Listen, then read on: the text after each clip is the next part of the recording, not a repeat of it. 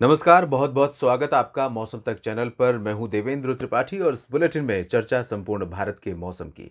संपूर्ण भारत में 23 नवंबर को किस तरह का मौसम रहेगा, आइए जानते हैं। मौसमी सिस्टमों की बात सबसे पहले अगर हम करें तो इस समय well marked low pressure area बना हुआ है अरब सागर में और इस सिस्टम से एक ट्रफ रेखा उत्तरी मराठवाड़ा और उत्तरी कोंकण गोवा तक यानी महाराष्ट्र के इन भागों तक आप देखिए, इन बादलों को देख करके आप अंदाजा लगा सकते हैं कि किस तरह से मॉइस्चर यहाँ पर पहुँच रहा है। इसके अलावा south east bay of Bengal यानी दक्षिण पूर्वी बंगाल की खाड़ी के रीजन पर यहाँ सिस्टम एक डेवलप हो चुका है साइक्लोनिक सर्कुलेशन के रूप में और ये धीरे धीरे आगे बढ़ने लगा है। और इस सिस्टम को देखें, उसके बाद अगर हम आगे के मॉडल्स के प्रोजेक्शंस को देखें तो अनुमान यह है कि नवंबर महीने के आखिरी समय तक बंगाल की खाड़ी काफ़ी एक्टिव रहेगी और इसके प्रभाव से भारत के जो सॉरी पूर्वी तटवर्ती रीजन्स हैं, इन भागों में कई जगहों पर व्यापक बारिश लगातार होती रहेगी और कुछ इंटरवल्स होंगे ज़रूर ड्राई वेदर के और क्लियर वेदर के, लेकिन ज़्यादातर जो समय आने वाला है वो बारिश का रहेगा पूर्वी तटों पर, ख़ासतौर पर दक्षिणी आंध्र प्रदेश और उत्तरी तमिलनाडु के तटवर्ती रीजन्स में, साथ ही साथ इन भागों के अंदरूनी हिस्सों और आंतरिक पेनिनसुलर रीजन पर। अगर हम देश के अन्य भागों की बात करें तो मध्य भारत में जब भी दक्षिण भारत में जब भी कोई स्ट्रांग वेदर सिस्टम आता है तो मध्य भारत भी प्रभावित होता है और आप देख रहे हैं कि मुंबई समेत महाराष्ट्र के तमाम कोस्टल और इंटीरियर सिटीज़ में लगातार बारिश हो रही है। मध्य प्रदेश, गुजरात, राजस्थान तक बारिश देखने को मिली और यहाँ तक कि झारखंड, बिहार और पश्चिम बंगाल में भी, बिहार में तो नहीं हुई है लेकिन झारखंड और पश्चिम बंगाल, उड़ीसा तक बारिश रिकॉर्ड की गई। छत्तीसगढ़ में भी कई जगहों पर बारिश हुई है। तो इन सेंट्रल रीजन्स में मौसम बंगाल की खाड़ी से आने वाले मौसमी सिस्टमों पर ही डिपेंड करेगा, जो कि अभी फिलहाल बहुत दूर है, तो ज़्यादा बहुत एक्टिव वेदर कंडीशन यहाँ पर नहीं होगी। हालांकि आज यहाँ आप देखें तो छत्तीसगढ़ और उड़ीसा के अधिकांश इलाकों पर बादल बने हुए हैं और यहाँ कुछ इलाकों में बारिश भी हो रही है। कल सिचुएशन बदल जाएगी। इधर उत्तर भारत के क्षेत्रों में WD का थोड़ा सा प्रभाव अगले 24 घंटों के दौरान 24 घंटों के बाद बढ़ने वाला है। 23 नवंबर को सिचुएशन में बहुत ज़्यादा फेरबदल नहीं होगा, लेकिन WD धीरे धीरे आगे बढ़ रहा है। थोड़ा सा जो हवाएं आ रही हैं इस समय उनकी तुलना में थोड़ा सा स्ट्रॉन्ग वेदर कंडीशन होगी, लेकिन बहुत ज़्यादा स्ट्रॉन्ग वेदर सिस्टम ये नहीं है WD जो कि उत्तर भारत की तरफ बढ़ रहा है। हालांकि पहाड़ों पर और मैदानी इलाकों में कुछ बदलाव ये ज़रूर लेकर आने वाला है 23 नवंबर के बाद। पूर्वी और पूर्वोत्तर क्षेत्रों में कुछ ज़्यादा नहीं बदलेगा और अरुणाचल प्रदेश को छोड़कर बाकी जगहों पर मौसम फिलहाल बहुत सक्रिय नहीं है। और इन स्थितियों के बीच में क्या कुछ बदलाव होंगे देश के मौसम में, किस तरह की बारिश होने की संभावनाएं हैं, आइए अब हम इसकी बात करते हैं। शुरुआत दक्षिणी राज्यों से करेंगे और मध्य भारत के भागों से, जहां पर बारिश की गतिविधियां इस समय हो रही हैं और होने की संभावना भी काफ़ी ज़्यादा है। तो यहाँ आप देख सकते हैं लक्षद्वीप और केरल, केरल में इस समय अगर पिछले 20 दिन का आंकड़ा मैं उठाकर देखूं और आपको भी याद होगा केरल के मेरे जो मित्र हैं, केरल के जो मेरे दर्शक हैं, व्यूअर्स हैं, जो देखते हैं लगातार मौसम पूर्वानुमान और अगर आप नहीं भी देखते हैं तब भी आपको ये पता है कि कुछ दिनों का ब्रेक मिल रहा है केरल में और उसके बाद फिर से वेदर एक्टिव हो जा रहा है।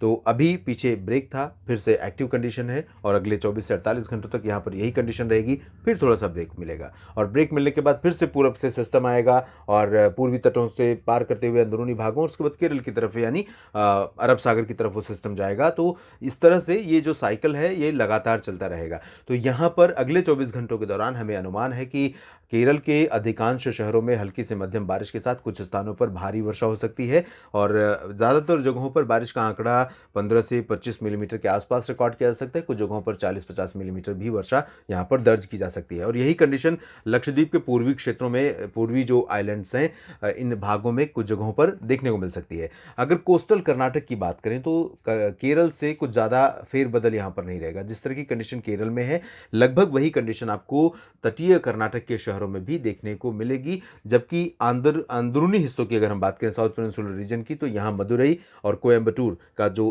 दक्षिणी हिस्सा है तमिलनाडु का, इन शहरों में ज़रूर कई जगहों पर हल्की से मध्यम, कुछ स्थानों पर तेज़ वर्षा होने की संभावना है और हवाओं में नमी ज़्यादा रहेगी, तेज़ हवाएं चलती रहेंगी, बादलों की गर्जना और बादलों का लगातार आते रहना यहाँ पर जारी रहेगा निरंतर। लेकिन अगर हम उत्तर की तरफ बढ़ेंगे, तिरुचिरापल्ली, सेलम और पुदुचेरी से लेकर चेन्नई, वेल्लोर तक, ये जो रीजन है, इन भागों में फ़िलहाल सिचुएशन थोड़ा सा इम्प्रूव कर रही है। यहाँ पर लोगों को राहत मिलेगी। बारिश की गतिविधियां अगले 24 घंटों के दौरान यानी 23 नवंबर को बहुत ज़्यादा नहीं होंगी। तमिलनाडु पुदुचेरी और आसपास के जितने भी क्षेत्र हैं, ख़ास तौर पर मैं बात कर रहा हूँ चेन्नई समेत तमिलनाडु की और पुदुचेरी की, तो इन भागों में जिस तरह की बारिश हाल के समय में हुई है, भले ही साइक्लोन नहीं आया, साइक्लोन सीज़न है, लेकिन जिस तरह की बारिश हुई उससे डैमेज काफ़ी ज़्यादा हुआ है। और इस डैमेज का आकलन करने के लिए सेंट्रल गवर्नमेंट ने यहाँ पर अपना एक दल भेजा है, अपनी एक टीम भेजी है, जो यहाँ पर एनालिसिस करेगा कि किस तरह से नुकसान हुआ है और उस नुकसान की भरपाई करने के लिए अगर केंद्रीय सहायता देनी है तो किस तरह देनी है। और राज्य सरकार ने लगभग 600 करोड़ रुपए की डिमांड की है, 617 करोड़ समथिंग की डिमांड की है इस नुकसान के लिए। तो आप अंदाज़ा लगाइए कि साइक्लोन न आने के बावजूद हाल के सिस्टमों ने कितना डैमेज यहाँ पर किया होगा तमिलनाडु के तमाम शहरों में। इसी तरह से नुकसान हुआ है काफ़ी ज़्यादा आंध्र प्रदेश के तटीय भागों में, दक्षिणी तटीय भागों में ख़ास तौर पर। लेकिन आंध्र प्रदेश के रीजन में और तमिलनाडु के रीजन में थोड़ा-सा फ़र्क ये है कि तमिलनाडु में एक एक इंटरवल के बाद कई स्पेल आए हैं, कई स्ट्रांग बारिश के स्पेल आए हैं। दूसरी तरफ यहाँ अगर हम तटीय दक्षिणी तटवर्ती आंध्र प्रदेश की बात करें या आंध्र प्रदेश के बाकी हिस्सों की बात करें तो यहाँ पर बहुत कम स्पेल स्ट्रांग बारिश के आए, जबकि on and off light to moderate rain लगातार यहाँ पर हो रही है कई शहरों में। और यही कंडीशन आपको अगले 24 घंटों के दौरान देखने को मिलेगी। विशाखापत्तनम से लेकर नेल्लोर तक लाइट टू मॉडरेट रेन संभावित है। अंदरूनी जो आंध्र प्रदेश का क्षेत्र है रायलसीमा का, इन भागों में भी इसी तरह की बारिश की संभावना है। और साथ ही साथ बारिश की संभावना तेलंगाना में भी है। तेलंगाना में कई जगहों पर हल्की से मध्यम बारिश ज़रूर हो सकती है। भारी वर्षा के आसार यहाँ पर तेलंगाना में फ़िलहाल अभी नहीं है। अगर हम कर्नाटक के अंदरूनी हिस्सों की बात करें तो उत्तरी और दक्षिणी भागों में लाइट रेन होने की संभावना कुछ स्थानों पर है। आइसोलेटेड प्लेसेस पर मॉडरेट रेन स्पेल यहाँ पर आपको देखने को मिल सकता है। बहुत भारी वर्षा फिलहाल कर्नाटक के अंदरूनी भागों में नहीं होगी, लेकिन कोस्टल सिटीज़ में काफ़ी ठीक ठाक बारिश होने की संभावना यहाँ पर बनी हुई है। अगर हम बात करें महाराष्ट्र की, तो यहाँ पर मुंबई में कई दिनों से लगातार बादल आ रहे हैं और रुक रुक कर बारिश कई शहरों में हो रही है। ठाणे, कल्याण, नवी मुंबई और जो इसके पूर्वी क्षेत्र हैं इन भागों में कई जगहों पर, और दक्षिणी भागों में अलीबाग तक बारिश रिकॉर्ड की गई। और पुणे, सांगली, सतारा, कोल्हापुर, नासिक, इन सभी जगहों पर तो बारिश हो ही रही है। तो यहाँ पर बारिश की गतिविधियाँ हमें देखने को मिलेंगी अगले 24 घंटों के दौरान भी। सांगली, सतारा, कोल्हापुर, सोलापुर समेत ये जो नासिक से लेकर दक्षिणी मध्य महाराष्ट्र का पूरा रीजन है, और मुंबई से लेकर, मुंबई में थोड़ा सा सिचुएशन बदल रही है अगले 24 घंटों के दौरान और उसके बाद और इंप्रूव कर जाएगी, यानी साफ मौसम होने लगेगा। लेकिन हमें उम्मीद यह है कि अगले 24 घंटों के दौरान मुंबई से लेकर अलीबाग, रत्नागिरी, सिंधुदुर्ग तक का ये जो क्षेत्र है कोंकण गोवा का, इन भागों में कई जगहों पर वर्षा हो सकती है। उत्तरी भागों में फिलहाल बहुत भारी बारिश की संभावना यहाँ पर, यानी उत्तरी कोंकण गोवा जैसे दहानू और आसपास का हिस्सा, नासिक के उत्तर में जलगांव, नंदुरबार, धुले, इन भागों में ड्राई वेदर रहेगा। सूरत समेत वलसाड़, नवसारी, अहमदाबाद, वडोदरा, गांधीनगर और मेहसाना, पाटन, साबरकांठा, बनासकांठा, पालनपुर, भुज यानी कच्छ और राजकोट, सुरेंद्रनगर, द्वारका, पोरबंदर समेत सौराष्ट्र के रीजन में ड्राई वेदर रहेगा। मध्य प्रदेश के क्षेत्रों में अधिकांश हिस्से शुष्क मौसम वाले होंगे। अधिकांश हिस्से नहीं, मैं कहूँगा कि 100% रीजन में यहाँ पर ड्राई वेदर रहेगा। बारिश की संभावना कहीं भी नहीं है। उमरिया, शहडोल और जबलपुर, मांडला, बालाघाट, रीवा, सिंगरौली से लेकर सागर, सतना, पन्ना, टीकमगढ़ और भोपाल, इंदौर, उज्जैन, धार और खरगोन, रतलाम, मंदसौर, गुना, ग्वालियर, ये जो पूरा रीजन है ड्राई रहेगा। उत्तरी दिशा से हवाएं आ रही हैं और 23 नवंबर को भी यही हवाएं चलेंगी, तो ठंडी थोड़ा सा बढ़ने वाली है। तापमान में मामूली गिरावट हो सकती है अगले 24 घंटों के दौरान। न्यूनतम तापमान की बात मैं विशेष रूप से कर रहा हूँ। छत्तीसगढ़ और ओडिशा की स्थिति एज इट इज़ तो नहीं रहेगी, थोड़ा सा परिवर्तन ज़रूर होगा, लेकिन दक्षिणी हिस्सों में दोनों राज्यों के कुछ स्थानों पर वर्षा की गतिविधियां हो सकती हैं। इधर झारखंड, बिहार और पश्चिम बंगाल के गंगीय क्षेत्रों से लेकर उप हिमालयी भागों तक मेनली ड्राई वेदर रहेगा, लेकिन जो पश्चिमी दिशा से मॉइस्चर आ रहा है WD के रूप में, वो कंसिस्टेंटली नेपाल और तिब्बत को पार करते हुए, चीन को पार करते हुए पूर्वी भागों में पहुंचा है। और यहाँ पर हमें उप हिमालयी पश्चिम बंगाल, सिक्किम, अरुणाचल प्रदेश के कई शहरों में इस तरह की बारिश की गतिविधियां, और अरुणाचल प्रदेश के ऊंचाई वाले क्षेत्रों में कहीं कहीं पर हल्की बर्फबारी भी देखने को मिल सकती है। असम, मेघालय, अरुणाचल प्रदेश, नागालैंड, मणिपुर, मिजोरम और त्रिपुरा, ये जो 6 राज्य हैं अरुणाचल प्रदेश को छोड़कर, इन भागों में मुख्यतः शुष्क और साफ मौसम रहेगा। आइसोलेटेड प्लेसेस पर बादल छा सकते हैं और कहीं कहीं पर बूंदाबांदी हो सकती है। इससे ज़्यादा की संभावना बाकी जगहों पर नहीं है।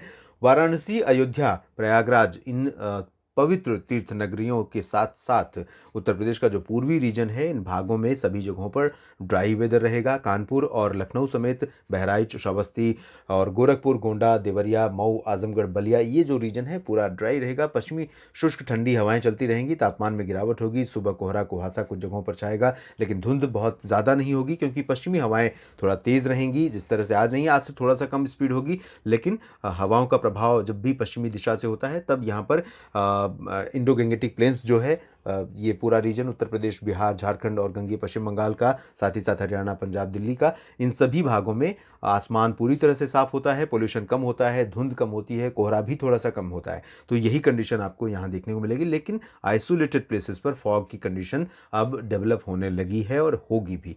तो उत्तर प्रदेश में पूर्व से लेकर पश्चिम तक इस तरह की कंडीशन हो सकती है। बरेली और अलीगढ़, आगरा, बुलंदशहर, गौतम बुद्ध नगर, बहराइच, जो शाहजहांपुर का रीजन है, इन भागों में, हरियाणा, पंजाब और दिल्ली तथा राजस्थान में मौसम शुष्क रहेगा। पश्चिमी और उत्तरी दिशा से ठंडी ठंडी हवाएं आती रहेंगी, तापमान थोड़ा और गिरता रहेगा। पोल्यूशन से थोड़ी सी राहत अगले 24 घंटों तक आप उम्मीद कर सकते हैं, उसके बाद पोल्यूशन बढ़ जाएगा। इधर पर्वतीय क्षेत्रों में बादलों का प्रभाव थोड़ा सा बढ़ने वाला है। अनुमान यह है कि उत्तराखंड को छोड़कर हिमाचल प्रदेश, जम्मू कश्मीर, गिलगित बाल्तिस्तान, मुजफ्फराबाद से लेकर लद्दाख तक का जो क्षेत्र है, इन भागों में कुछ स्थानों पर बादल आज की तुलना में 23 नवंबर को बढ़ सकते हैं और 24 नवंबर को थोड़ा सा और बादल बढ़ेंगे, क्योंकि WD जो पहुंचेगा 24 और 25 नवंबर को थोड़ी सी बारिश और बर्फबारी देने वाला है। अगले बुलेटिन में अपडेट करेंगे इस बारे में। बस आप बने रहिएगा मौसम तक चैनल के साथ। इस बुलेटिन में अभी इतना ही। धन्यवाद।